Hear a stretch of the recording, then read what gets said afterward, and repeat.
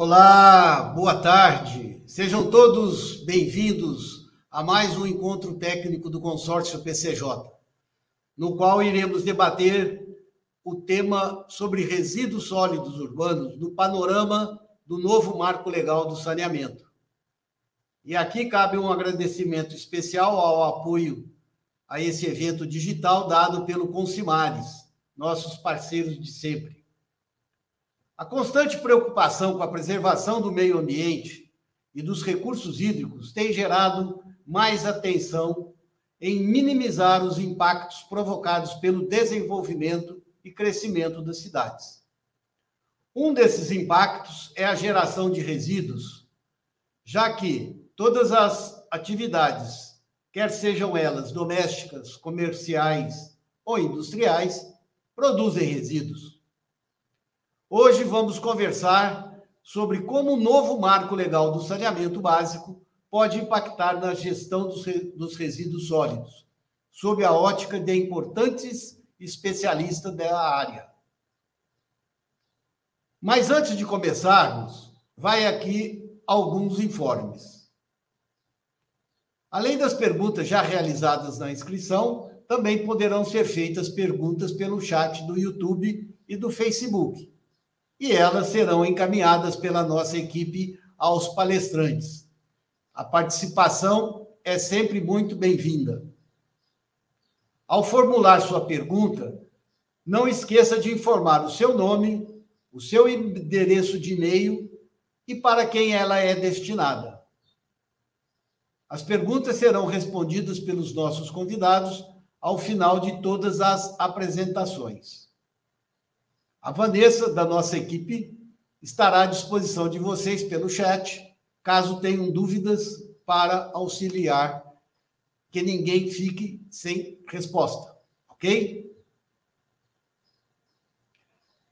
Eu agradeço a presença de cada um de vocês nesse encontro, que é transmitido pelo canal do Consórcio PCJ no YouTube e no Facebook, e onde ficará disponível para assistirem novamente quantas vezes quiserem. Antes de darmos início aos debates, eu convido o secretário executivo do consórcio PCJ, o engenheiro Francisco Laos, para dar as boas-vindas aos nossos convidados e às pessoas que nos assistem. Boa tarde, José César. Boa tarde, nossos ilustres palestrantes. Nosso abraço especial ao Consimares, nosso parceiro.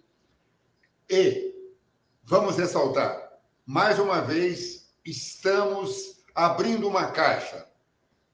Política Nacional de Resíduos estava indo bem, com as suas dificuldades, principalmente no setor dos municípios, no setor empresarial estava até caminhando bem. Vem o novo marco legal. Vai influenciar muito? Vai influenciar pouco? Não, não vai influenciar. O que teremos pela frente? Então, através desses palestrantes, que são pessoas extremamente dedicadas, uma vida inteira a ações ambientalmente indicadas, nós teremos hoje uma nova reflexão. E esse novo marco legal irá contribuir ou irá prejudicar algumas ações que estavam indo muito bem na nossa Política Nacional dos Resíduos? Em nome do presidente do consórcio PCJ, Mário Botion, prefeito de Limeira, registramos os agradecimentos a todos, a você que está nos ouvindo, aos nossos palestrantes, José César, toda a equipe da Secretaria Executiva do Consórcio que está tornando mais esse evento possível.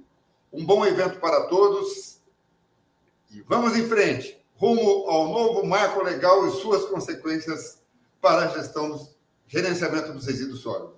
Um abraço. Muito obrigado, Francisco, por suas palavras. Agora eu quero convidar o senhor Hélio Franzol Bernardino, que é o prefeito municipal de Saltinho e também é vice-presidente do consórcio PCJ, para suas palavras de abertura do nosso evento. Obrigado, pessoal. Boa tarde a todos. É com imenso prazer que eu participo desse encontro técnico do Consórcio Intermunicipal das Bacias do Rio Piracicaba, Capivari e Jundiaí. É uma honra poder participar das tratativas sobre as questões que envolvem a gestão dos resíduos sólidos e o marco legal do saneamento, né? O destaque aqui em Saltinho, apesar dos inúmeros desafios, nós fazemos dentro do possível que muitas das boas práticas sobre o tema sejam realidade, né? Apesar disso, eu entendo que apenas as ações locais não bastam. Junto ao nosso Departamento de Meio Ambiente, Saneamento Básico e Agricultura, vislumbramos a força conjunta de municípios, como a dos que formam a região metropolitana de Piracicaba, com o objetivo de fortalecer, dinamizar as ações e conquistar melhorias por meio de subsídios, tendo como representatividade a ação em conjunto, né? Ou seja, somos favoráveis às ideias que planejam a criação de um consórcio intermunicipal da região metropolitana de Piracicaba.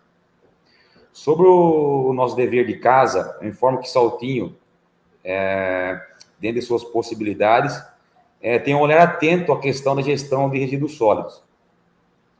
Nesse tema, uma das principais ações diz respeito ao trabalho constante de conscientização da população quanto à importância de boas práticas. Nós estamos utilizando todas as estratégias possíveis para que o munícipe compreenda que sua casa é a sua cidade, e não apenas os limites de sua propriedade. Nosso desafio, então, é não somente a gestão da coleta de resíduos, mas a gestão de conscientização de todos para que o processo seja bem sucedido. Sobre outras ações, informo que Saltinho, desde agosto de 2020, colocou em operação a coleta seletiva, que desde então é realizada semanalmente no município, por meio de coletores voluntários cadastrados junto à prefeitura. Quanto à coleta de lixo, a mesma é realizada porta a porta, tanto na área urbana, às terças e quintas, quanto na área rural, às segundas e sextas-feiras.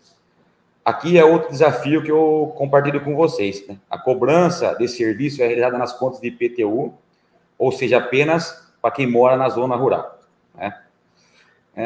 Outra dificuldade relativa é a gestão de resíduos de construção civil e volumosos, onde para construção civil a gente dispõe apenas de caçambeiros particulares. No entanto, os volumosos, a gente possui o catacacareco, né? Que a gente faz conforme a demanda, que vai trabalhando. O pessoal da cidade fica um pouco desorganizado, porque um bairro quer pôr uma semana, outro bairro quer pôr outro, então a gente está tentando dar conta do recado. O município conta também com o Plano Municipal de Gestão Integrada de Resíduos Sólidos, que, dentre outras atribuições, estabeleceu metas que vêm sendo atendidas através das coletas de óleo de cozinha, que é feita nas escolas, né? Lâmpadas, pilhas, eletrônicos, que é realizada em parceria com empresas privadas, e também de resíduos da saúde, que tem a nossa unidade mista de saúde como ponto de coleta. Nós somos um município de 10 mil habitantes, que com a estrutura proporcional vem atuando na busca da adequação das normas, e nesse caso, a conformidade com o marco legal de saneamento. Eu acredito que a gente fala a mesma língua e o objetivo é assegurar que o desenvolvimento sustentável da nossa região aconteça, né? E eu vejo que encontros como esse fazem a diferença, principalmente sou eu como prefeito de primeira viagem, né? Eu fui vice-prefeito na outra gestão, acompanhei bastante o trabalho de vocês e nós estamos à disposição aqui. Vamos trocando figurinha, vamos trocando um pouco de experiência para que a gente possa ter sucesso aí na nossa caminhada. Um abraço a todos e obrigado pelo espaço. Agradeço imensamente ao nosso vice-presidente, o Elinho, do prefeito de Saltinho, por suas considerações iniciais. Agora eu tenho a satisfação de convidar o engenheiro Mário Botion, que é prefeito do município de Limeira e é presidente do consórcio PCJ, para suas boas-vindas a todos que estão participando hoje deste nosso encontro.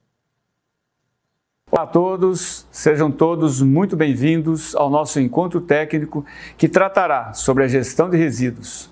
Quero agradecer a presença de todos que estão assistindo a mais este evento digital e um agradecimento muito especial a cada um de nossos palestrantes por terem aceito o convite em compartilhar suas experiências e seus conhecimentos.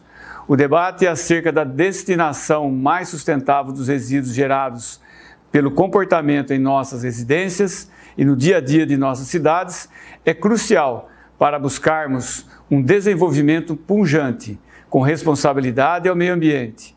A gestão dos resíduos impacta uma série de setores que vão direta ou indiretamente comprometer a nossa vida cotidiana, como, por exemplo, a qualidade da água que recebemos todos os dias em nossas casas, o ar que respiramos e até a comida que comemos. E hoje vocês vão ter com nossos palestrantes contatos com uma série de novidades sobre como a gestão de resíduos impacta e é impactada pelo novo marco legal do saneamento. Tenho certeza que será um encontro extremamente produtivo. Por fim, um agradecimento especial ao apoio do Consimares, nosso grande parceiro na realização deste importante evento. Um abraço a todos e um ótimo evento. Agradeço imensamente ao nosso prefeito Mário Botion pelo apoio e incentivo ao nosso trabalho. E por falar em trabalho, vamos iniciar o nosso encontro técnico, que contará com as apresentações dos palestrantes. A professora Emília Wanda, que é pesquisadora associada da Universidade Estadual de Campinas, Dr. Fabrício Soler, que é advogado especialista em Direito dos Resíduos e Direito Ambiental, e do Dr. Carlos Roberto Vieira Silva Filho, que é diretor-presidente da Abrelp e do ISWA. Sejam todos muito bem-vindos e muito obrigado por terem aceitado o nosso convite de participação nesse encontro técnico. Eu quero agora, inicialmente, então, passar para os palestrantes e iniciar com o Dr. Carlos Roberto, que é advogado, pós-graduado em Direito Administrativo e Econômico pela Universidade Mackenzie, é diretor-presidente da Abrelp, que é a Associação Brasileira de Empresas de Limpeza Pública e Resíduos Especiais, é presidente do ISWA, que é o International Solid Waste Association, que é a Associação Internacional de Resíduos Sólidos, membro do Conselho Editorial do Atlas Global e do Atlas Regional de Resíduos Sólidos da ONU, coordenador de programa do Panorama dos Resíduos Sólidos no Brasil e autor do livro Resíduos Sólidos, o que diz a lei. Doutor Carlos, passo a palavra ao senhor, o senhor terá aí 15 minutos para a sua apresentação. Muito obrigado, Sadi. Uma boa tarde a todos. Agradeço o gentil convite do consórcio PCJ, aí nas pessoas do prefeito Milton, do prefeito Hélio, do Laos, que realmente são muito o consórcio como um todo, muito bem representado e ativo nessa agenda do saneamento. Agradeço também o apoio do Consimares e para mim é um prazer estarmos juntos nessa tarde para discutir um pouco dos impactos do novo marco do saneamento básico na gestão de resíduos sólidos. Eu vou pedir aqui, então, para compartilhar a minha tela, em que justamente nós trazemos alguns desses dados e para a gente poder avançar. Vocês conseguem ver a minha tela?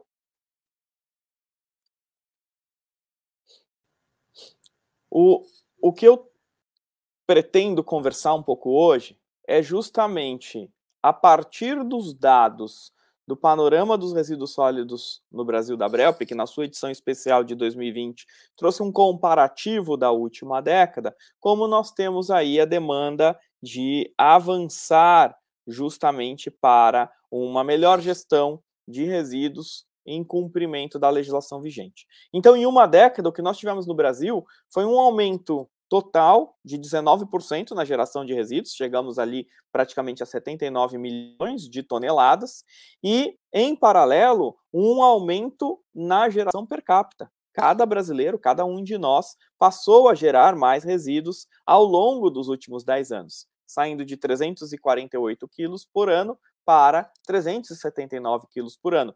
Isso trouxe um aumento de 9%.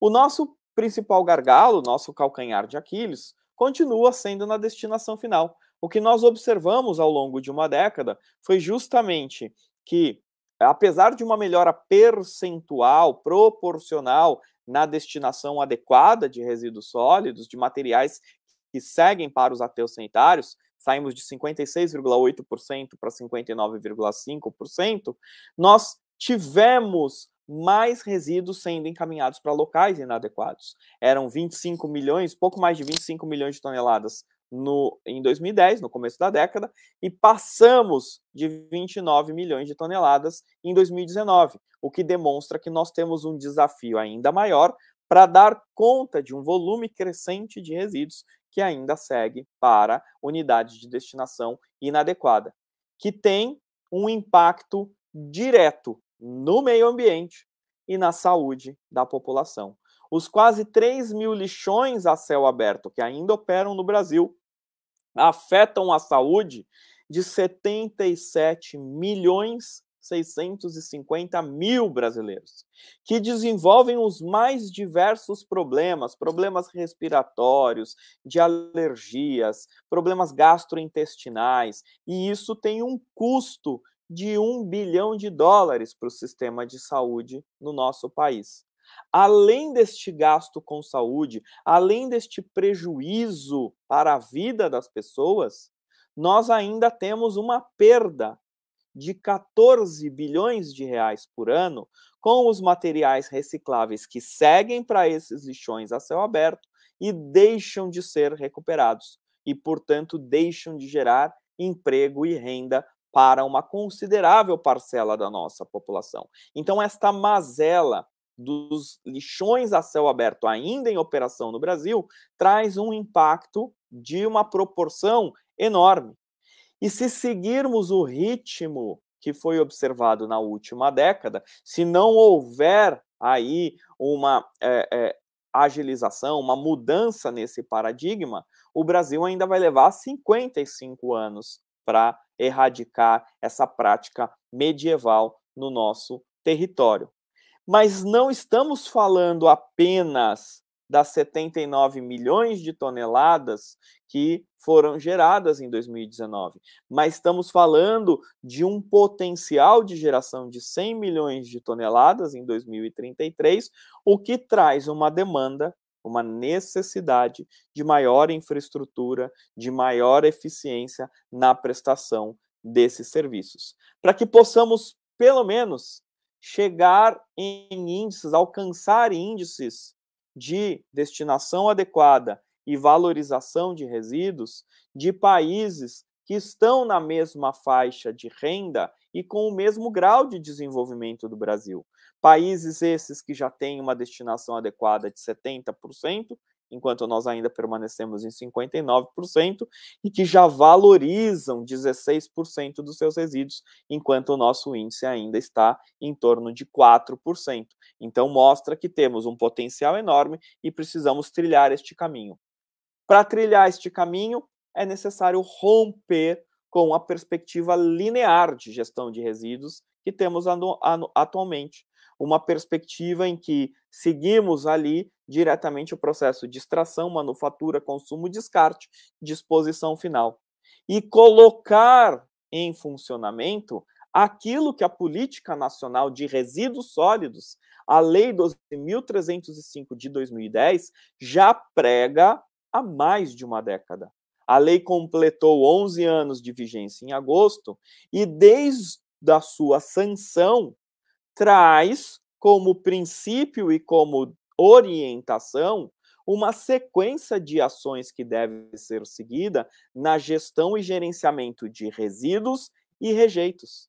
nós temos essas duas classes de materiais que podem ser descartadas pela população. Os rejeitos, passando por uma coleta que deve ser universalizada, devem ter a sua disposição em aterros sanitários, e os resíduos sólidos, os materiais que têm potencial de aproveitamento, devem ser encaminhados para processos de tratamento, de recuperação, de reciclagem, para que possamos justamente ter a valorização desses materiais. Mas isso veio, então, já desde a última década, que temos tentado viabilizar, mas faltavam alguns pilares, alguns princípios para a gente conseguir, num incentivo maior, viabilizar justamente esta implementação. E isso veio com o novo marco do saneamento, a Lei Federal 14.026 de 2020, que atualizou a Lei 11.445 de 2007. Então, quem quiser conhecer do que trata o novo marco do saneamento, a minha recomendação é que leia a Lei 11.445 de 2007 atualizada, fica muito mais fácil essa leitura, começando pelo artigo 2º, que traz os princípios fundamentais da prestação dos serviços, como universalização do acesso, efetiva prestação dos serviços, integralidade das ações, ou seja, que os serviços sejam prestados de maneira integrada, com adequação à saúde pública, com conservação dos recursos naturais, proteção do meio ambiente, esse tripé da maior importância, com regionalização e com a seleção competitiva do prestador.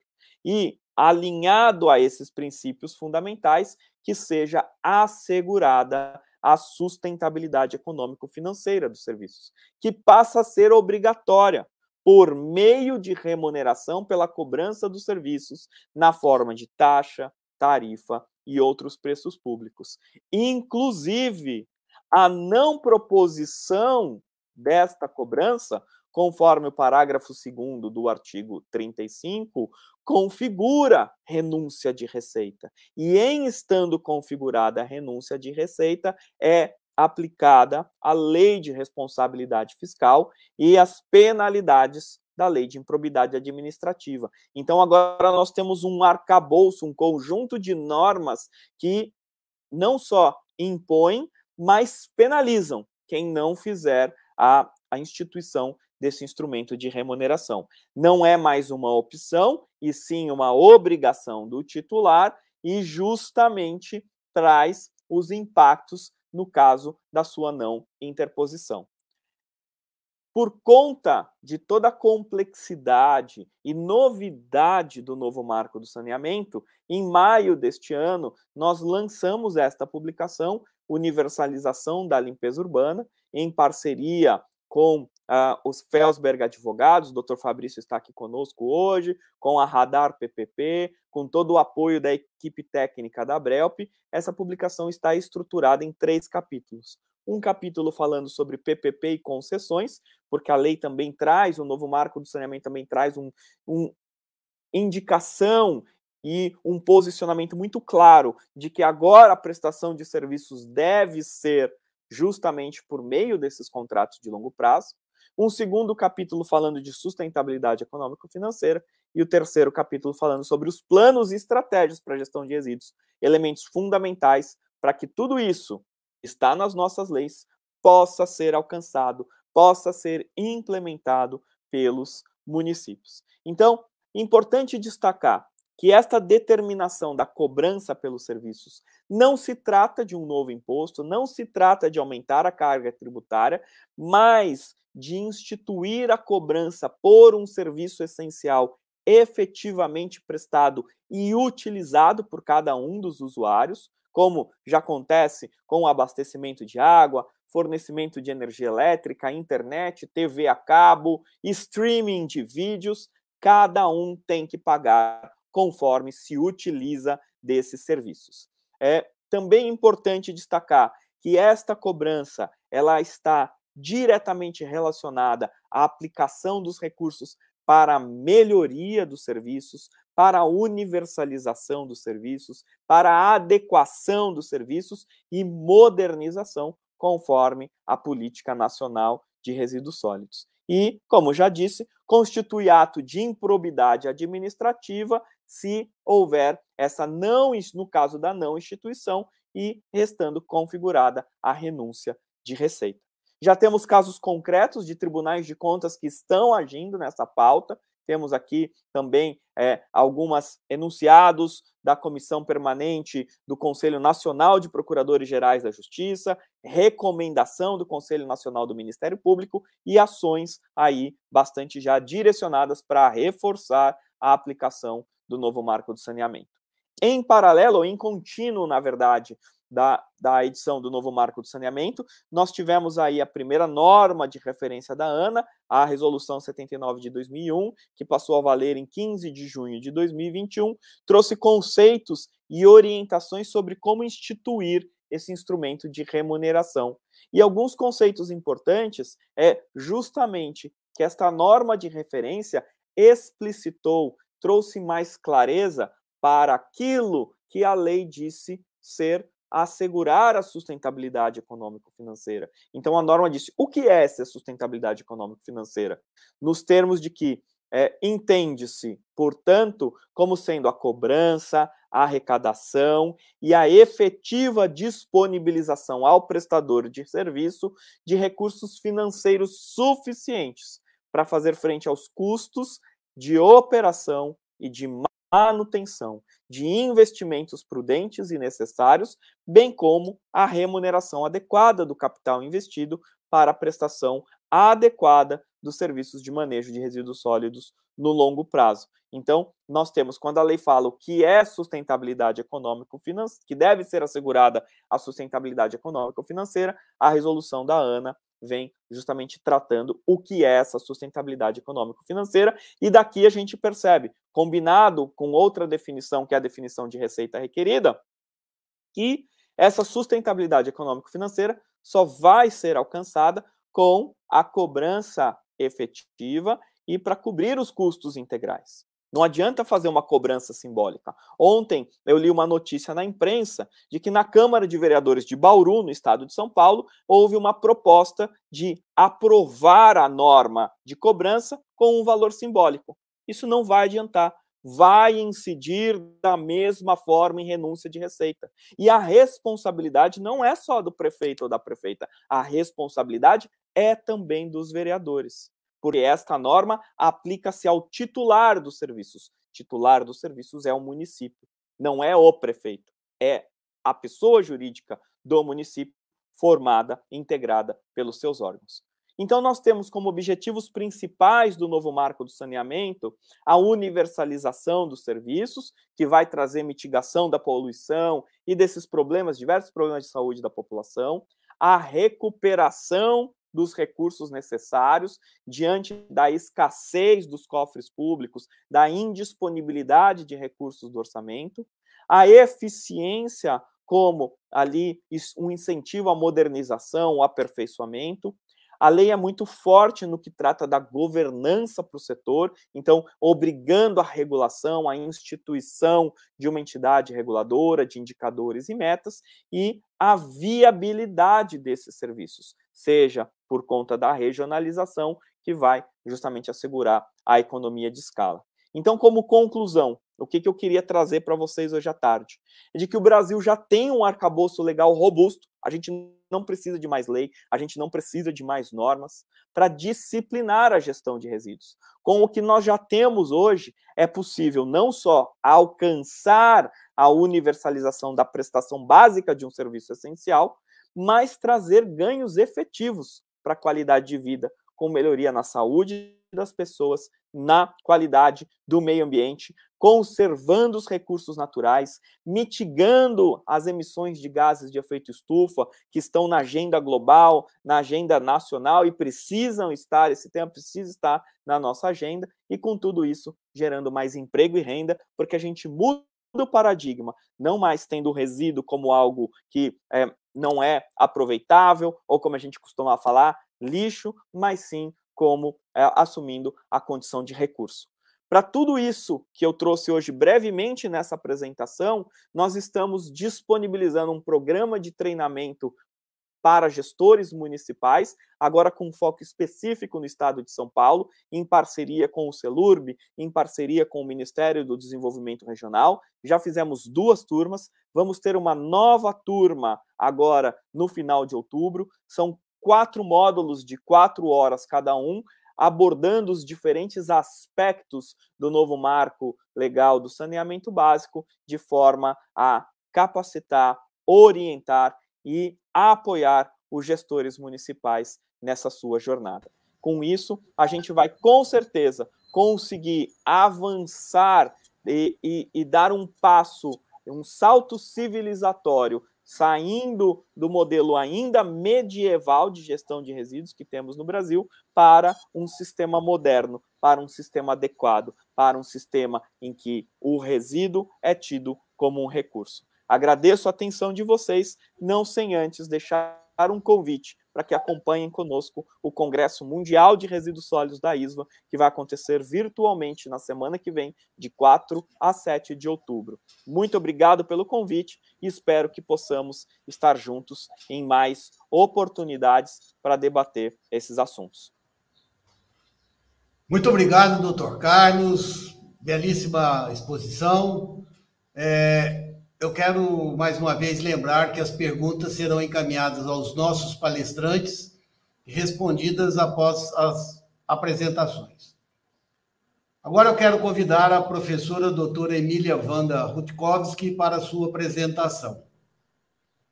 A professora Emília possui bacharelado em Ciências Biológicas e licenciatura em Ciências Biológicas, não, professora? Pela Universidade de Minas Gerais, mestrado em Limnologia pela University of Stirling, em convênio com o Institute of Terrestrial Ecology, e doutorado em Arquitetura e Urbanismo pela Universidade de São Paulo. Atualmente é professora associada do Departamento de Infraestrutura e Ambiente da Faculdade de Engenharia Civil e Arquitetura e Urbanismo da Unicamp. E coordena o Fluxus, que é o Laboratório de Ensinagem em Sustentabilidade Socioambiental e Morfologia Urbanas.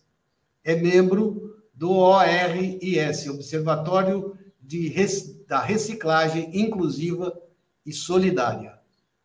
Seja bem-vinda, professora Emília. A palavra é sua para os próximos 15 minutos.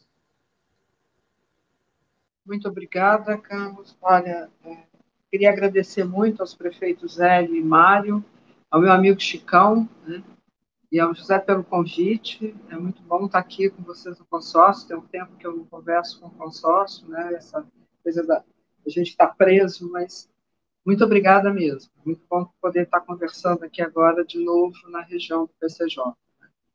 Bom, eu estou aqui de sanduíche de 2 advogados que estão trabalhando muito com a 14026, então eu resolvi cometer um ato de rebeldia. Em vez de falar especificamente da 14026, que é uma coisa que eu não vejo muito novo, acho que desde que a gente criou já no século passado o Fórum Nacional de Saneamento Ambiental, a gente veio lutando para que não acontecesse o que facilita a 14026, que é a privatização de serviços de saneamento, prioritariamente. Há muita maldade para uma coisa boa, que é o pagamento, que é começar a falar de taxa ou tarifa, ou seja lá que forma de cobrança, né, para os serviços de resíduo, que nunca houve uma cobrança regular.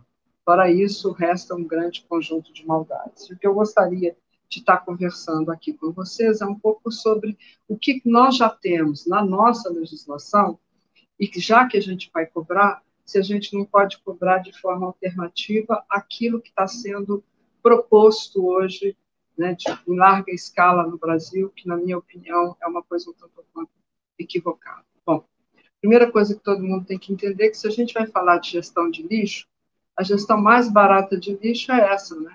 Você junta na fonte, coleta na calçada, transporta e despeja no aterro. Não tem coisa mais barata que isso. Agora, o problema é falar de lixo. Lixo, na realidade, deveria ser considerado um palavrão na língua portuguesa, né? Porque, afinal, e principalmente no Brasil, afinal de contas, nós temos uma política nacional de resíduos que nenhuma única vez cita a palavra lixo, Fala de lixão, mas não fala de lixo. E o que é essa grande diferença? Quando, e é isso que eu acho que todo mundo tem que começar a levar em consideração, que tem muito a ver com o indivíduo. Quando eu tenho algo que eu olho para ela, para aquela coisa, e digo, isso não me serve mais, o que eu penso ou faço no momento seguinte vai fazer com que isso seja um lixo ou um resíduo. Quando eu tenho um descuido e acho que, de fato, dá para jogar fora, que eu não sei como que a gente, numa terra redonda, tem fora, quando eu junto tudo e misturo tudo, esse ato de descuido produz lixo. Agora, quando eu paro, penso, e penso no lugar adequado para colocar aquilo, eu tenho resíduo. E quando eu tenho uma situação de que eu não consigo imaginar como um resíduo, algo que, na realidade, temporariamente está em desuso, mas logo, logo vai ser colocado no sistema produtivo qualquer, ou para o reuso ou para a reciclagem, aí sim eu tenho rejeito. Então, essa linha de pensamento, essa forma de trabalhar, faz toda a diferença, essa forma de pensar é que vai fazer toda a diferença no país. E isso, apesar de muitas pessoas que tecnicamente trabalham na área imaginarem que o cidadão brasileiro médio não consegue fazer, nunca, jamais vai mudar de comportamento, eu tendo a acreditar que a gente muda, sim, de comportamento. A Covid nos mostrou quão versátil somos capazes e como estamos dispostos a aprender a ter novos hábitos. Então, essa diferença vale tanto quando eu estou na minha casa com, sei lá, uma roupa que eu não quero mais, ou um papel de bala, ou uma embalagem de pizza, ou quando eu estou no trabalho e, de repente, tem algo no almoxarifado do lugar que eu trabalho que não vai ser mais usado por ninguém e é minha responsabilidade tomar uma decisão sobre isso. Bom, uma coisa que é importante a gente entender é que a legislação federal, ela se diz uma legislação de gestão integrada de resíduos sólidos. Vocês não precisam ler isso, eu vou deixar isso com o consórcio diz que depois pode disponibilizar isso para vocês. Bom, e lá a gente está falando, na política nacional, da dimensão política, econômica, ambiental, cultural e social. Portanto, a gestão técnica não é uma gestão técnica só de engenharia. Mas a gente está no consórcio PCJ. Então, é importante a gente entender que nós temos uma política estadual de resíduos sólidos no estado de São Paulo, que é de 2006, no estado de Minas Gerais, que é de 2009. Porque, afinal de contas, essa é a primeira região hidrográfica brasileira que sobrepôs as regiões estaduais e federais e faz uma gestão contínua. Então, é nossa obrigação olhar também para como é que essas políticas de Estado têm pensado essa questão. No caso do Estado de São Paulo, ela diz que a gestão integrada preconiza uma ampla participação das áreas de governo responsáveis tanto no âmbito estadual quanto municipal, e a gestão compartilhada, ela tem que contar com a participação dos setores da sociedade, com a perspectiva do desenvolvimento sustentável, desde a concepção dessa gestão, portanto, desde o início, quando se pensa lá o diagnóstico do planejamento. Já no caso de Minas Gerais, a gestão integrada é considerada um conjunto de ações políticas, normativas, operacionais, financeiras, de educação ambiental e de planejamento.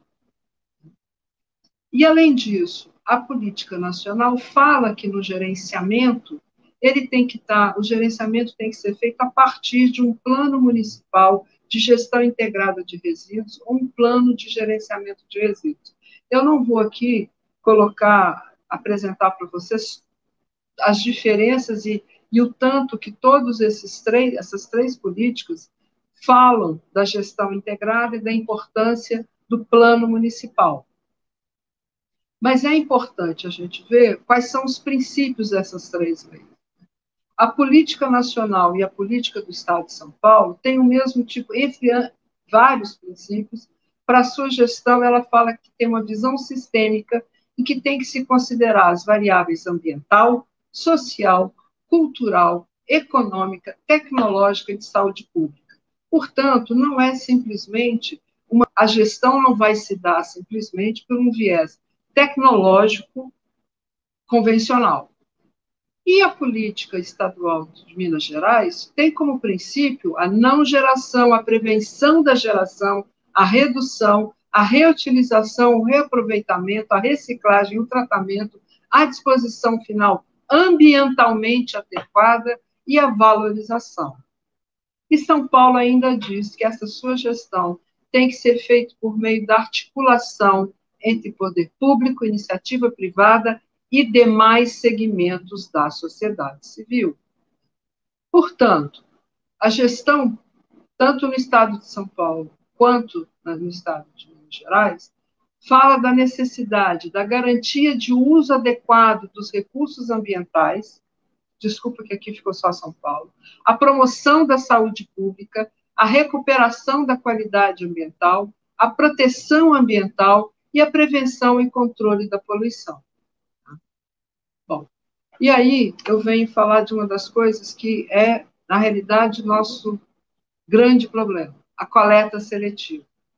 A coleta seletiva é colocada na lei prioritariamente só na política nacional, que ela é descrita, nas outras há uma definição, mas pouco se fala delas. Mas a coleta seletiva pela política nacional diz que os consumidores são obrigados a condicionar adequadamente e disponibilizar adequadamente o material, e que o poder público pode instituir incentivos econômicos aos consumidores, coisa que a 14026 não retirou. Bom, resíduo, quando ele é objeto de uma coleta seletiva decente, ele é um negócio. Ele é um negócio que tem uma cadeia de valor, que tem uma cadeia de serviço, e quem faz o elo das duas cadeias são os catadores, que hoje já conseguem nos apresentar a sua cadeia produtiva de reciclagem, que dá para vocês verem que é extremamente complexa. É um profissional muito importante, um profissional que tem uma complexidade muito grande de ações no seu trabalho. O resíduo é o motor da economia circular, como já foi dito pelo Carlos anteriormente. A gente sair desse modelo linear para o modelo circular, nós dependemos de ter lixo como palavrão e termos, de fato, resíduos. A política nacional nos diz que isso deve ser feito de uma forma hierárquica, onde a gente tem que sempre priorizar a não geração, a redução, a reutilização, para se pensar em reciclagem, e aí sim tratamento, e no final a gente vai pensar em aterramento. Mas o que acontece normalmente é que, ao invés da gente pensar dessa forma, a gente sempre começa pensando que tem que falar de disposição final e sempre falando de aterro. A gente passou até agora muito tempo falando dos aterros, ao invés de se pensar na não geração, na redução. A gente já teve uma década que já poderia se ter feito diferente. Por quê? Porque a política, e essa forma que ela pensa a hierarquia do resíduo, faz com que os resíduos possam ser considerados indutores de políticas públicas, não só da política de resíduo, da política de saneamento. Quando falamos de não geração, redução, reutilização e reciclagem, dialogamos com a política de economia, porque falamos da economia circular.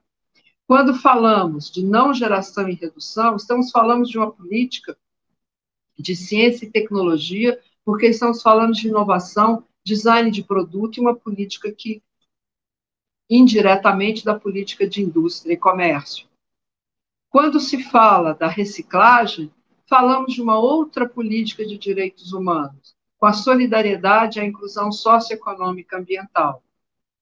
Dessa forma, estamos também pensando em quase 2/3 da nossa pirâmide que precisamos de novos hábitos, porque não geração, redução, reutilização e reciclagem não fizeram até a lei, e muito pouco desde que a lei foi aprovada, parte dos hábitos cotidianos de nós brasileiros. E novos hábitos implica nisso.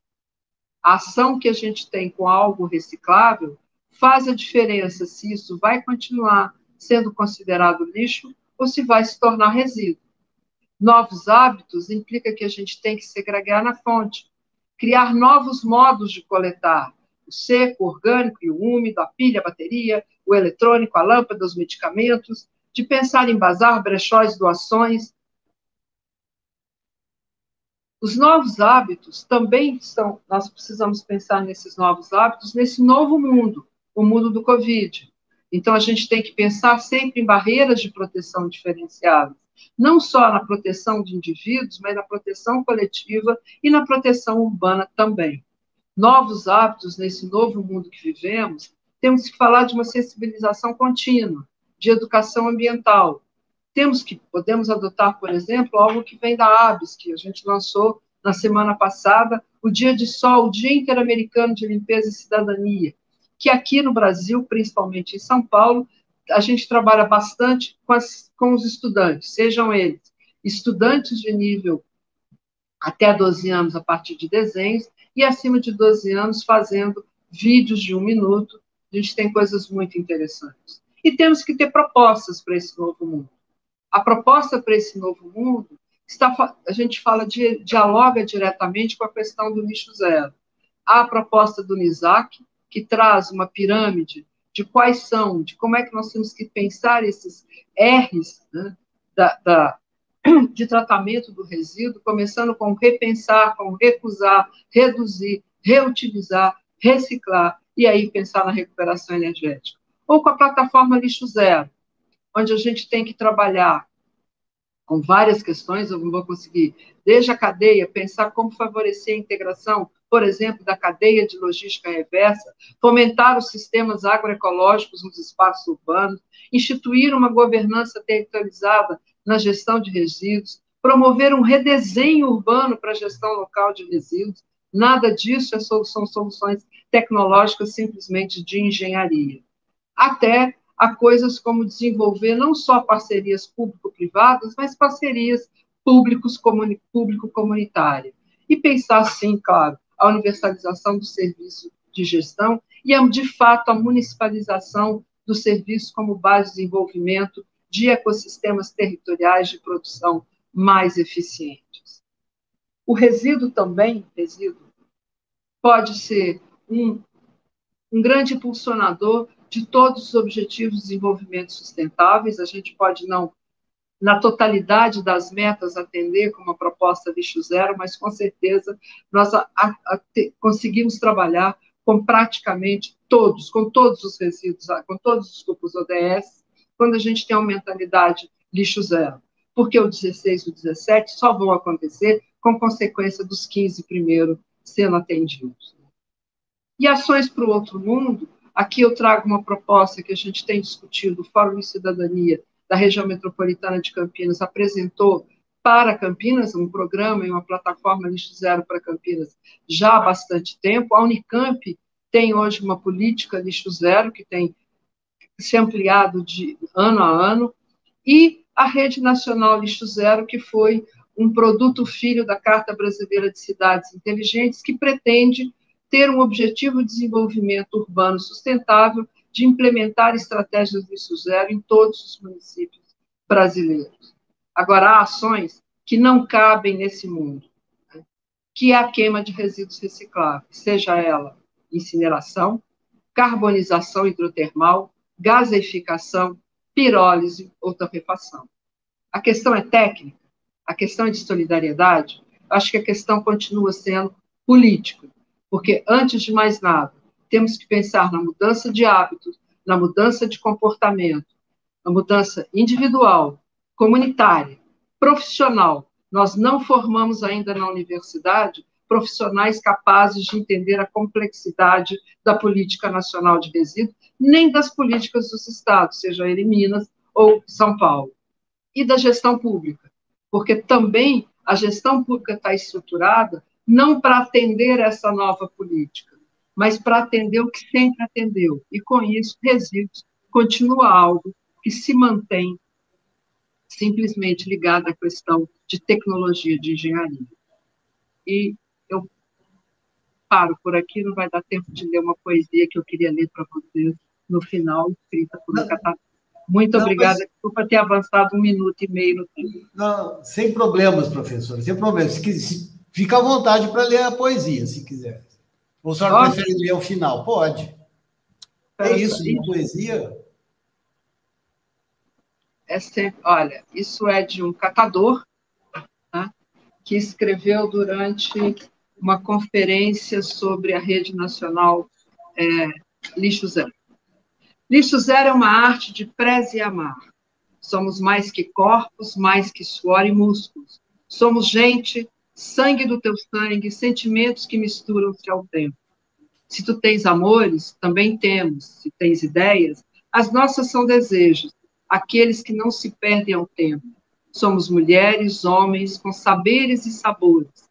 Alimentamos nossa alma, nossos sonhos e amores. Somos luz que faz tudo brilhar. Nessa arte de sonhar, viver e aprender, uma nova poesia a contar. Essa poesia fala de lixo. Envolve Marias, Joãos e até Emílias. Seres humanos, do catador ao doutor, a pensar na natureza, nossa mãe a preservar. Lixo Zero é mais que unir, é pensar e compartilhar. É mais que tudo. Nele reside a forma, uma certa de amar. Lixo não existe, só está fora do lugar. Faça sua parte, não gere e cuide quando gerar. Faça da sua vida uma história de unir e separar, unir os seres humanos e separar os resíduos para a natureza preservar. Muito obrigada. Muito bela, maravilha. Nós é que agradecemos, professora. Linda poesia. Ficamos muito felizes. Muito obrigado, então, professora. Agora eu quero convidar o Dr. Fabrício Soler para a sua apresentação. O Dr. Fabrício é advogado especialista em Direito dos Resíduos e Direito Ambiental, coordenador de MBA executivo da ESG e Impact da Trevisan Escola de Negócios e Exame Academy. Professor da UFSCar, PUC, EAS, OAB São Paulo, CEDIM, CERS, entre outras universidades. É consultor da ONU para Desenvolvimento Industrial e da Confederação Nacional da Indústria para Estudo de Resíduos. Mestre em Direito Ambiental pela PUC, MBA em Infraestrutura pela FGV e especialista em Gestão Ambiental pela USP. É o organizador do Código dos Resíduos, autor do livro Direito dos Resíduos, Jurisprudência e coautor da obra de Gestão de Resíduos, O que diz a Lei. E é sócio da Felsberg Advogados e CEO do Instituto PNRS. Seja muito bem-vindo, doutor Fabrício, os próximos 15 minutos para a sua apresentação. Bom, Saad, boa tarde. Queria aqui cumprimentar a organização, uma satisfação fazer parte deste debate técnico de resíduos sólidos, organizado pelo consórcio PCJ, é um consórcio referência, e eu fico muito aqui orgulhoso de participar desse debate de alto nível, com o Dr. Carlos, com a professora Emília e com o pessoal que está nos acompanhando. Então, cumprimento aqui o Saad, o Elinho, o Mário, que falou, todo o time Consimares, né, o Mimo e todo o pessoal envolvido, os representantes dos municípios que estão participando desse encontro. Então, eu queria agradecer o convite, vou usar os meus 15 minutos para falar o que eu consegui aqui de forma,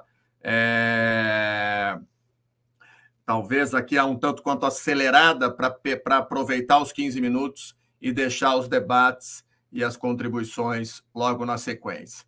Então, eu vou aqui compartilhar a minha tela. Só deixa eu pegar aqui de novo, compartilhar a tela. Vamos lá. Deixa eu ampliar agora e vamos embora. Bom, vamos lá. Bom, agradeço a apresentação. Aqui eu só convido, para quem tiver interesse, no último mês eu publiquei um livro que está num e-book, Direito dos Resíduos, Jurisprudência. É um levantamento de mais de uma centena de decisões judiciais relacionadas a resíduos. Plano de gerenciamento de resíduos, grande gerador, cobrança de taxa, tarifa, eliminação de lixões, dentre outros temas. É um e-book que está disponível no meu site, que é www.fabriciosoler.com.br/publicações. Vocês podem baixar lá, gratuito, e conhecer um pouco das decisões relacionadas ao tema.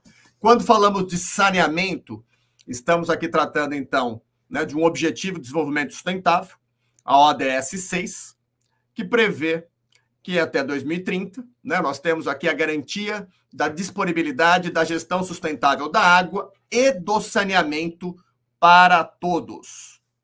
O saneamento, inclusive, de acordo com a ONU, é reconhecido como um direito humano, né, o acesso ao saneamento, leia-se, água tratada, coleta, afastamento, coleta e tratamento de esgoto, e aqui os serviços públicos de manejo de resíduos sólidos. Saneamento, aliás, que está devidamente expresso na nossa Constituição Federal, como, na minha opinião, logo no artigo 1º, dignidade da pessoa humana, não dá para imaginar dignidade sem saneamento. Objetivo da Constituição Federal, uma sociedade justa. Objetivo da Constituição Federal, assegurar e garantir o desenvolvimento nacional, erradicar a pobreza, as desigualdades. Não dá para imaginar com o nível de saneamento que nós temos hoje no país. Direito social, o direito à saúde, à moradia. Nesse sentido, a competência da União, Estados e municípios combater a poluição, promover programas de construção de moradias e melhoria das condições habitacionais e de saneamento básico. Saúde é um direito de todos, um dever de Estado. Todos têm direito ao ambiente ecologicamente equilibrado. Então, nós temos aqui alguns dispositivos da nossa Constituição Federal de 1988. Estamos em 2021. Cenário: doenças ligadas à falta de saneamento custam 100 milhões ao SUS por ano. Brasil registra 40 mil internações por falta de saneamento nos primeiros 3 meses do ano.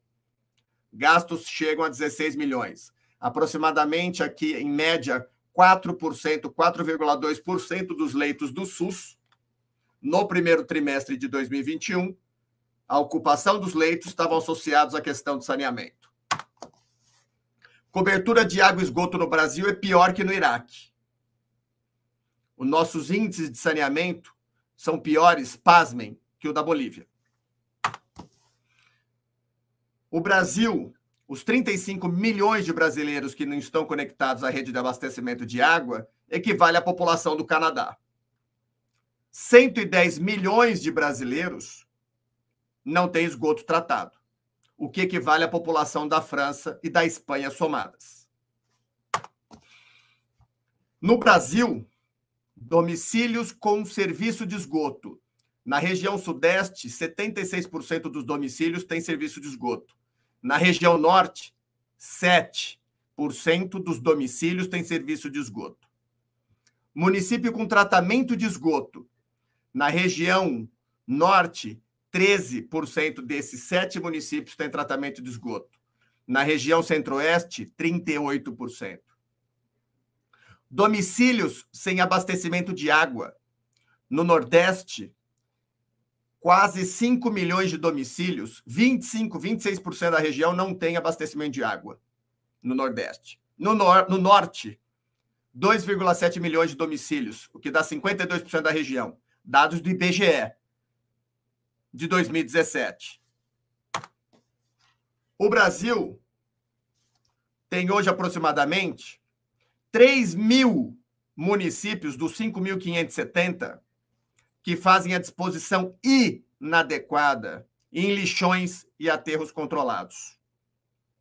E aqui, até fazendo uma complementação, né? A professora trouxe até essa questão do aterro sanitário, e aqui, professora, salvo o melhor juízo, eu acho que tem coisa mais barata que o aterro sanitário, né?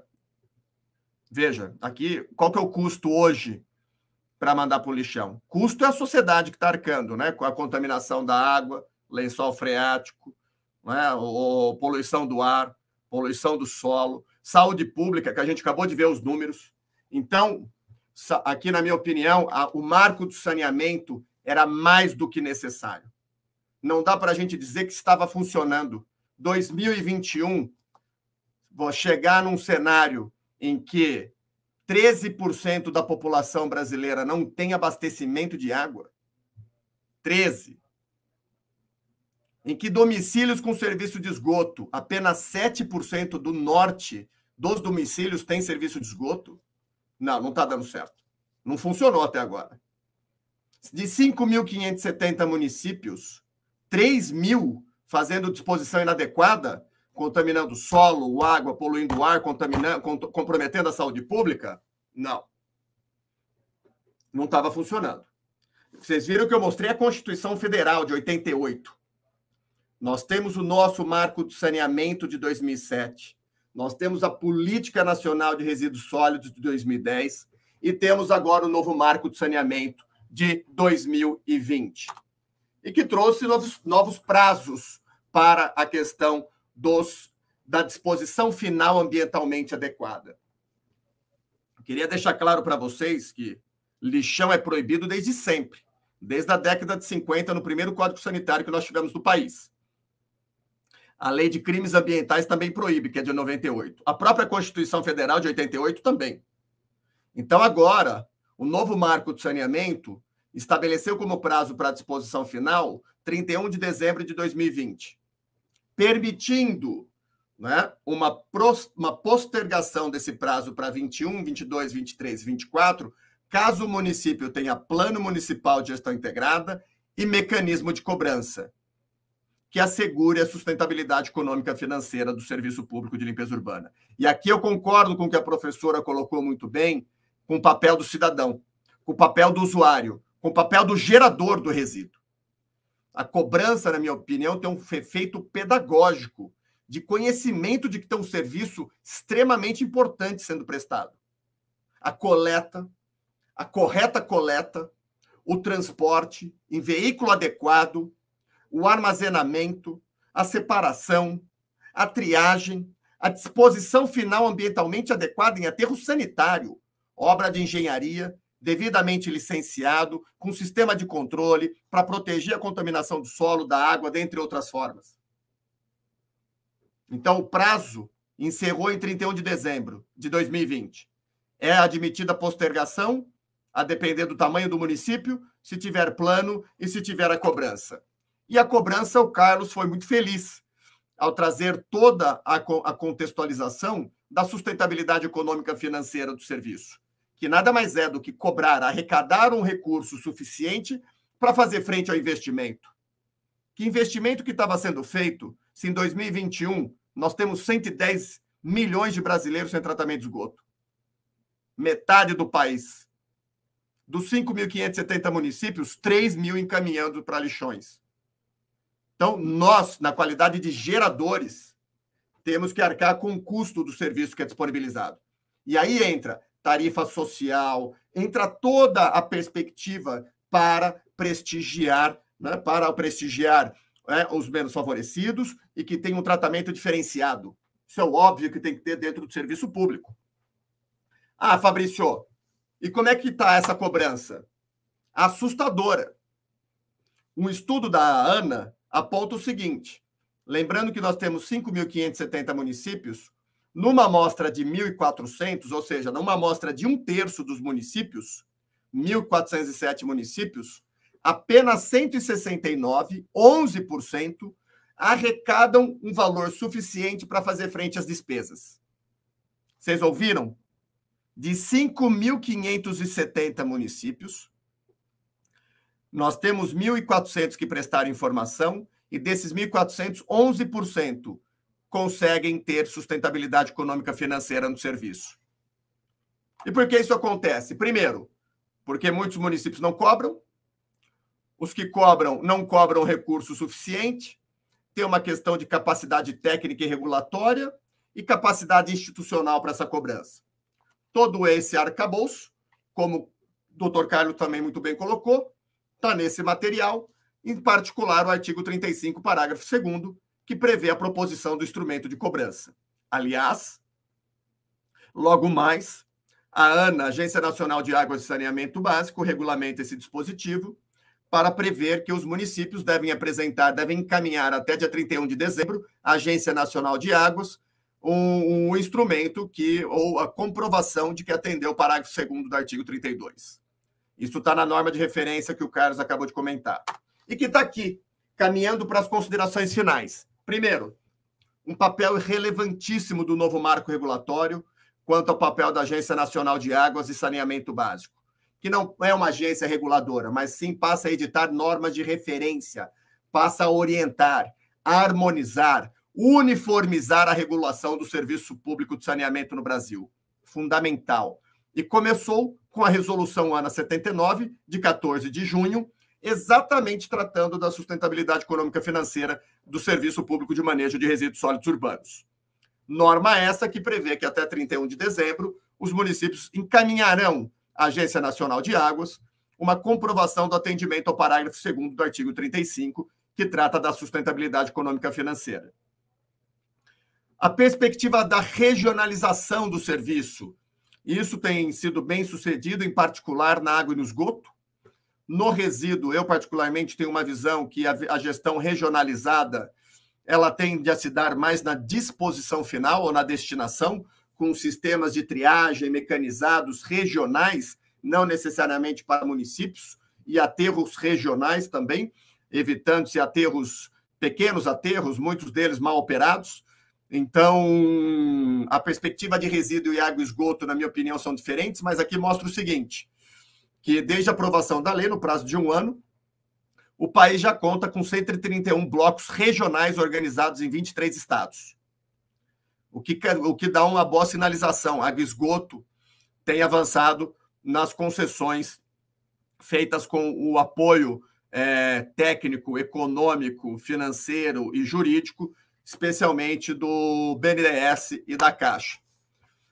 A importância da sustentabilidade econômica financeira, da cobrança, seja de taxa ou seja de tarifa, vem nesse desenho que eu gostei particularmente, que traz um pouco da visão das utilidades domésticas, né? Então, uma residência onde você tem o consumo e o gasto com energia, consumo e gasto com gás, com água e esgoto, com pacote de telefonia celular, com internet e com resíduo, né? Então, aqui nós temos os serviços públicos, né? Muitos deles aqui prestados diretamente pela iniciativa privada, onde você tem um custo do serviço colocado à disposição para o usuário e que, por consequência, tem uma contrapartida.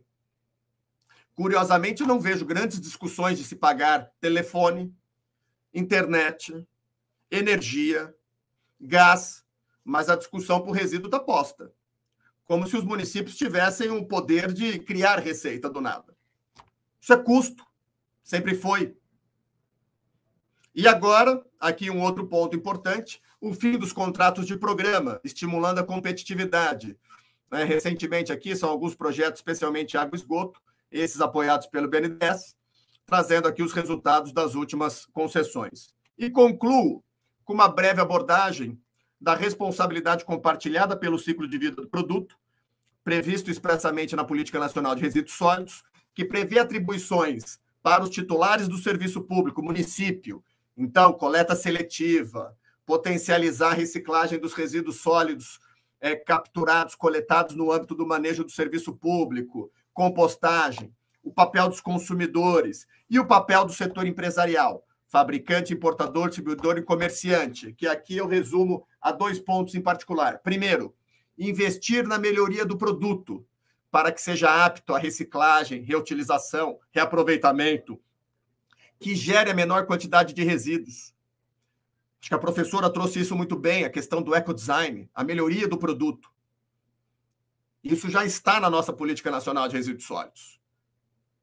Que é essa melhoria, e muito alinhado esse conceito com o conceito de economia circular. E, por fim, o outro tema, que é a atribuição do setor privado empresarial, que é a implementação do sistema de logística reversa. E aqui, para concluir, trago apenas um quadro para mostrar que desde a década de 90 o Brasil tem a regulamentação da logística reversa, começando lá na década de 90 com óleo lubrificante usado contaminado, que é o OLUC, passando por pilhas e baterias, pneus, agroquímicos, entre outros. Isso é pré-PNRS, pré-Política Nacional de Resíduos Sólidos, antes de 2010. Após 2010, nós temos uma resolução do CONAMA que trata da logística reversa do óleo lubrificante, temos acordos setoriais tratando da embalagem plástica do óleo lubrificante, lâmpadas e embalagens em geral, temos um termo de compromisso tratando da logística reversa de embalagem de aço, acordo setorial tratando de bateria chumbo ácido, acordo setorial tratando de eletroeletrônico, decreto federal tratando de eletroeletrônico, decreto tratando da logística reversa de medicamentos, que, aliás, logística reversa de medicamentos é essa que ontem, terça-feira, começou a ser implementada em âmbito nacional, tá? Em território nacional, começando com uma linha de corte com as capitais, municípios de 500 mil habitantes, depois municípios de 100 mil habitantes. Temos também um termo de compromisso para embalagens de alumínio e foi colocado em consulta pública um termo de compromisso para embalagens de vidro. Então, aqui, pessoal, queria aqui cumprimentar mais uma vez a iniciativa do consórcio, a honra pela admiração, profunda admiração que tem ao trabalho do consórcio, do Consimares, do PCJ. Então, fica aqui o meu agradecimento e fica aqui para os debates. Muito obrigado. Nós é que agradecemos, doutor Fabrício, a belíssima apresentação e esclarecer alguns conceitos tão importantes. Agora, vamos passar os esclarecimentos de algumas dúvidas dos nossos amigos que estão nos assistindo e enviaram perguntas no ato da inscrição e durante as apresentações pelo chat no canal do YouTube. Inicialmente, iremos formular uma pergunta para cada um dos palestrantes e, posteriormente, seguiremos de forma aleatória. As perguntas que não forem respondidas, em razão do tempo, nós encaminharemos aos palestrantes para que respondam posteriormente, de acordo com suas disponibilidades e desde que contenham um endereço de resposta. Ok? Então, nós vamos iniciar agora as perguntas. Eu gostaria de encaminhar uma questão que foi muito colocada aqui no ato da inscrição, que é com relação à cobrança, taxa, tarifa, a obrigatoriedade dessa cobrança. Um breve esclarecimento, doutor Carlos, se possível, a respeito desse assunto de taxa, tarifa, como cobrar os resíduos sólidos. Bom, muito obrigado por essa questão, é realmente da maior importância. O que a gente precisa ressaltar é o seguinte: a lei, o novo marco do saneamento, então, que atualizou a Lei 11.445, ela diz que esse instrumento de remuneração com a cobrança dos usuários para os serviços públicos de limpeza urbana e manejo de resíduos sólidos deve ser feito na forma de taxas, tarifas ou outros preços públicos. Só que a lei traz um arcabouço, uma construção de determinada modelagem que nos indica que o modelo preferencial é o modelo tarifário, porque é um modelo que permite justamente uma indicação mais apropriada daquela questão de cobrança conforme a utilização, que permite justamente uma atuação mais próxima do titular dos serviços, municípios, com o prestador e deste com os usuários, tendo caráter educativo também intrínseco a esta cobrança, como o Dr. Fabrício colocou, e a norma de referência da ANA também traz essa indicação deste modelo tarifário para que a gente possa justamente avançar nessa consecução de assegurar a viabilidade, a sustentabilidade econômico-financeira. Os modelos, na sua implementação prática, têm algumas diferenças no formato, no processo jurídico legal para conseguir chegar no seu resultado, mas basicamente vai ali dessa opção do modelo de prestação de serviços pelo titular e da cobrança que vem justamente atrelada a este modelo. Ok, muito obrigado, doutor Carlos. Agora eu quero passar uma pergunta para a professora Emília. Essa pergunta veio da Miriam Ceoldo Ferreira.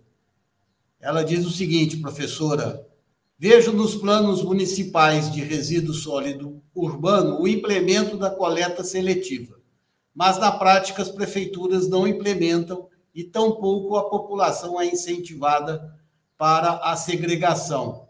O que fazer, professora? Bom, Miriam, acho que era isso que eu tentei, talvez eu tenha não me feito entender muito, que, na realidade, quando eu acho que não há um novo marco legal de fato acontecendo, é porque a gente não... O novo que a gente tinha, que era a política nacional, pouco se fez em relação a ela. E ela tem na coleta seletiva uma das questões mais importantes e fundamentais para fazer a diferença. Sim, é necessário ter cobrança, é a única área de serviço prestado pela prefeitura que não se cobra absolutamente nada. Quando sobra algum dinheiro, na maioria dos municípios, é que se vai fazer alguma coisa. Então, é importante, sim, que tenha essa cobrança, é importante que a gente tenha a ANA, mas não é dando esses tempos, porque esses tempos nós vamos sair para soluções, de novo, de grande volume de solução tecnológica, como a gente tem visto aqui na região do PCJ. Né? Foi feita uma PPP de 20 anos com Piracicaba, pretende-se fazer uma PPP de 30 anos com o município de Campinas e uma outra PPP de 40 anos com Consimares. Todas elas têm a coleta seletiva como algo secundário, não como a coisa mais importante. E se é responsabilidade do gerador do resíduo pagar pelo seu serviço, ele também tem que entender quais são as alternativas que ele tem. Eu duvido que as pessoas vão querer que saísse queimando resíduo, ou que se produza simplesmente aterros, sejam eles regionais ou locais, que é uma coisa também desnecessária, ou simplesmente produção de CDR, dos combustíveis derivados de resíduos. Acho que nós precisamos, de fato, entender que grande parte desse resíduo pode voltar. Não se esqueça que todos esses números gigantes que foram colocados pelo Carlos, muito bem, representam quase mais de 50% é comida, então é absurdo a quantidade de comida que nós desperdiçamos, e a compostagem deveria ser uma prioridade, porque compostagem é uma forma de reciclagem, com certeza. Então, se nós não tivermos um processo contínuo de sensibilização da população, e isso implica que tem que ser uma política de longo prazo, não é dando prazos de 2 anos, 1 ano, 3 anos, e simplesmente querendo ter um plano, do jeito que os planos estão sendo feitos, porque pouquíssimos são os planos de municípios no Brasil, todo esse período, desde 2007, desde que surgiu a política de saneamento, que a política de saneamento já tinha que constar alguma coisa de resíduo nela, não precisava ter uma política específica, que os planos não são feitos como eles são exigidos. Eles têm que ter participação ativa de toda a comunidade. E, com isso, as pessoas vão começar a entender e se apropriar de como elas devem se comportar. Do mesmo jeito que a gente aprendeu a se comportar com energia elétrica e foi nos ensinado a se comportar com telefone, com todos os outros serviços pelos quais nós pagamos, que foi colocado tão bem pelo Fabrício. Acho que, enquanto o poder público, seja ele nacional, estadual ou municipal, não entender que, antes de pensar numa solução rápida, ele tem que pensar numa solução que envolva todos os munícipes, a gente não vai sair disso. A coleta seletiva é super importante por isso e para isso. Né? Não adianta simplesmente... Inclusive normas, como o Fabrício mostrou, a gente tem normas aqui desde a década de 70 sobre coleta, sobre a logística reversa, portanto, envolve coleta seletiva adequada, não há logística reversa sem coleta seletiva, e nenhuma delas funciona adequadamente. Eu acho que melhor funciona no Brasil é a de agrotóxicos, ou pelo menos funcionava até recentemente. Muito obrigado, professora. Agora eu tenho uma pergunta aqui para o Fabrício. Qual o principal desafio dos municípios brasileiros para estabelecer a sustentabilidade econômica e financeira na gestão ou gerenciamento dos resíduos sólidos urbanos?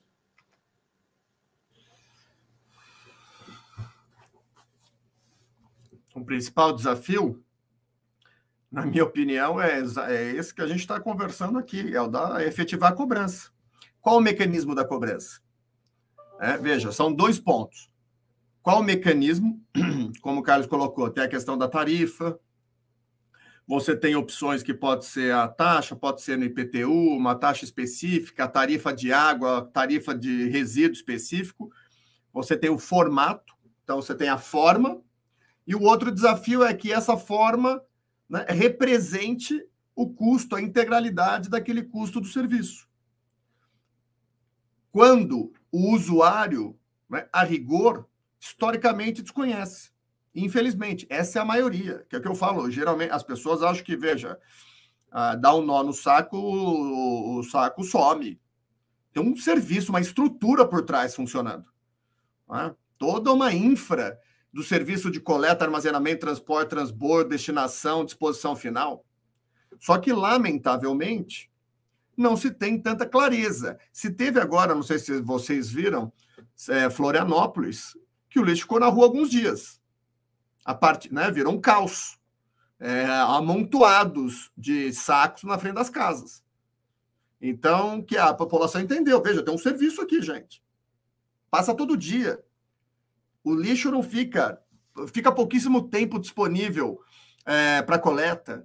Então, eu acho que tem o desafio da forma de cobrança, de definir o formato e o mecanismo e assegurar que esse formato, que esse instrumento, taxa ou tarifa, reproduza ou reflita a integralidade dos custos de manejo. E o que você quer aí na pergunta para o usuário, né, para o cidadão quanto ao manejo? Você quer a coleta, transporte e disposição?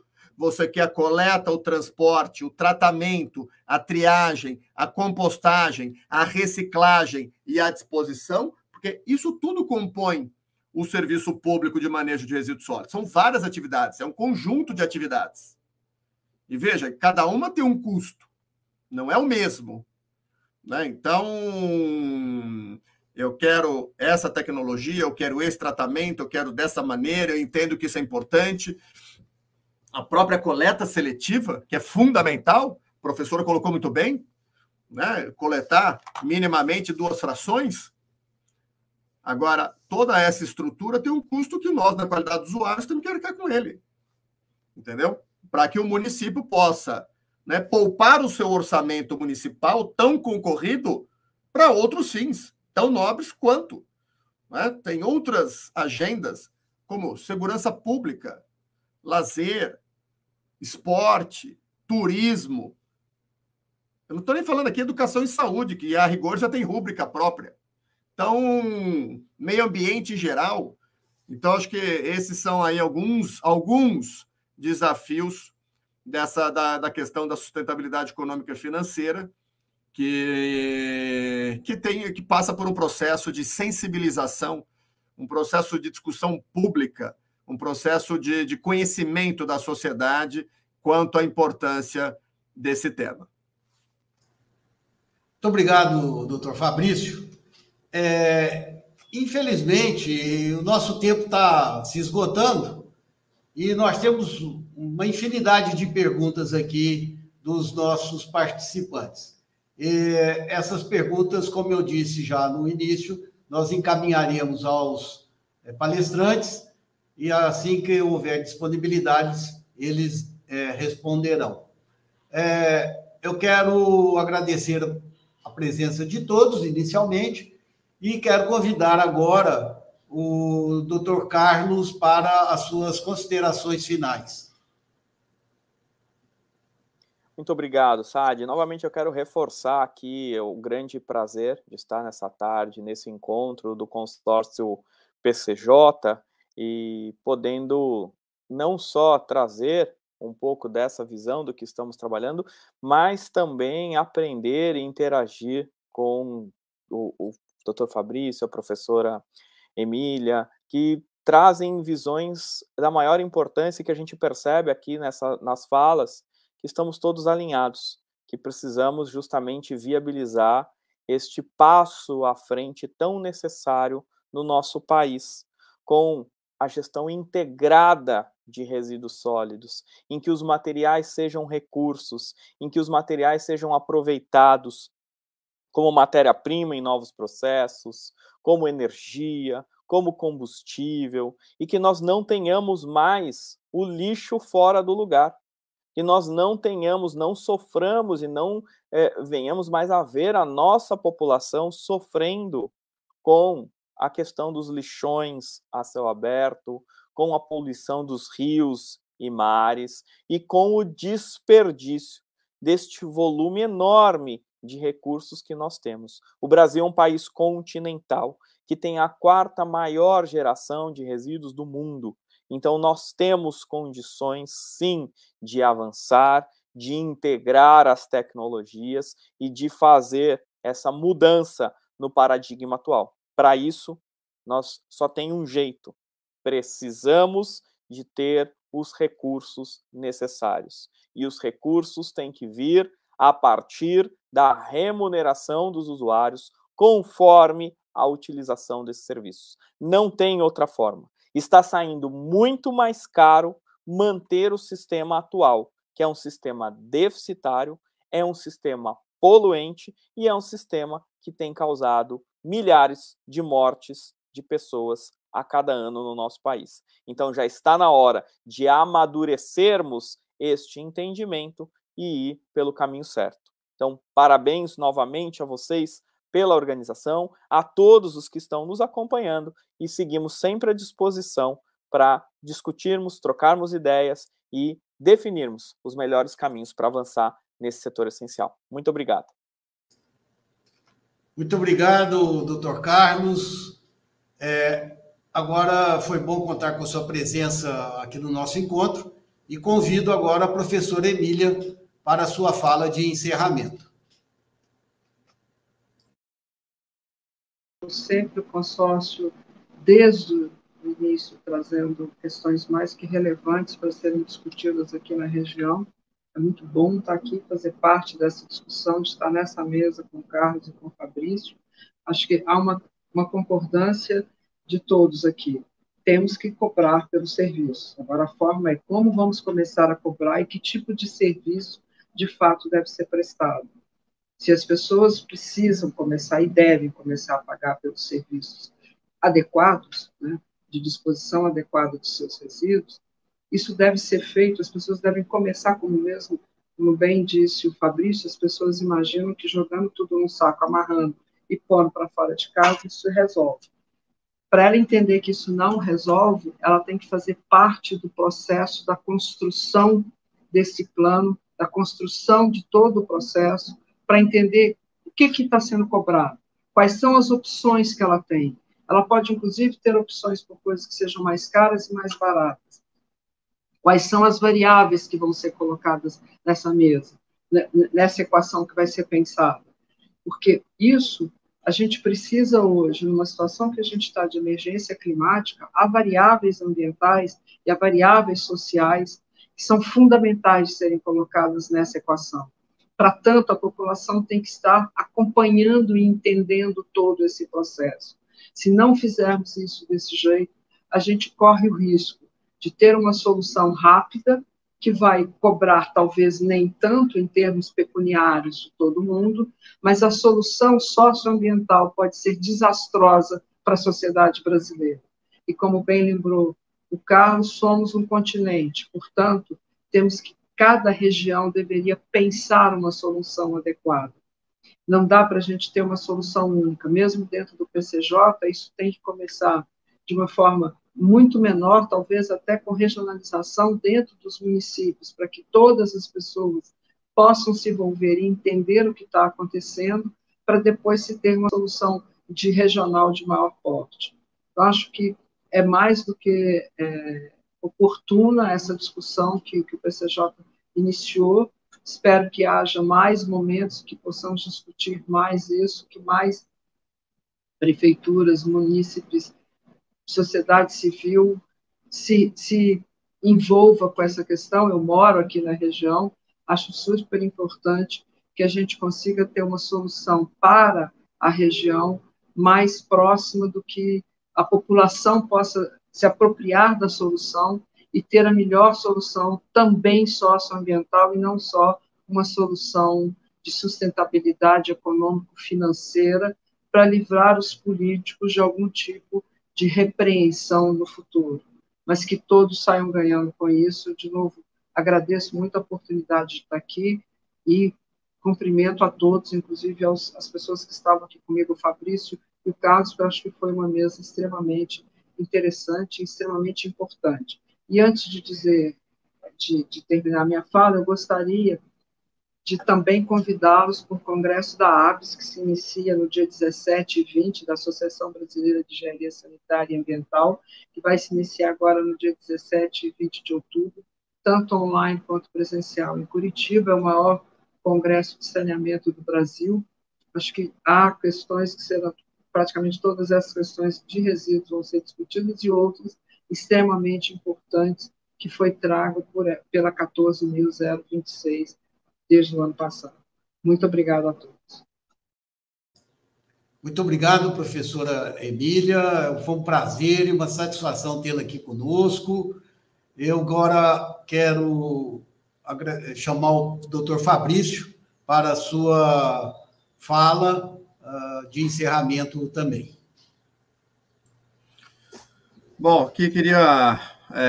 acho que foram ótimas as considerações, tanto do Carlos como da professora, foram extremamente complementares e elucidativas quanto ao problema que vivenciamos hoje e as soluções, né? Acho que muito se propôs aqui, foi bem propositiva, né? A questão dos planos, revisitação dos planos, o instrumento de cobrança, os cuidados, a sensibilização do usuário, a participação, né, social, acho que vários pontos extremamente relevantes.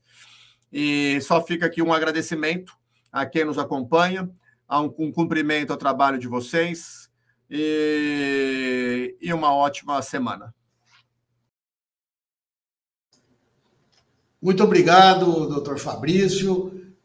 Nós agradecemos a sua presença, assim como dos demais palestrantes, e esperamos poder contar com todos vocês num próximo evento, numa outra oportunidade. E, finalmente, eu quero convidar agora o secretário executivo do consórcio PCJ, o Francisco Lahoz, o nosso famoso Chicão, para as considerações finais desse nosso evento. Olá, Saad, amigos, doutor Carlos, doutor Fabrício, doutora Emília. Falamos sobre o novo marco legal. Ele traz novidades, mas os nossos desafios e as nossas conquistas são antigas e temos que nos manter criativos, ecléticos e transformar, não em lamentações, mas em oportunidade, tudo que a legislação venha nos trazer. E uma homenagem especial, doutora Emília Rutkowski, um depoimento para que todos saibam. O consórcio, desde 1989, quando foi criado, participou da criação das políticas de recursos hídricos, saneamento e meio ambiente. E sempre teve sua plenária de entidades e pessoas que muito contribuíram com artigos nessas legislações, enfim, na implementação delas também. E uma dessas pessoas é a professora Emília Rutkowski. Então, em nome da professora Emília, eu faço uma homenagem aos 3 palestrantes por mais essa maravilhosa contribuição. Tem lei que pega, tem lei que não pega. E depende muito de nós para que o que tem de bom aconteça. Muito grato a todos e até a próxima. E Consimares, sempre parceiros, juntos, fazendo que as boas leis peguem. Um grande abraço a todos, muito grato.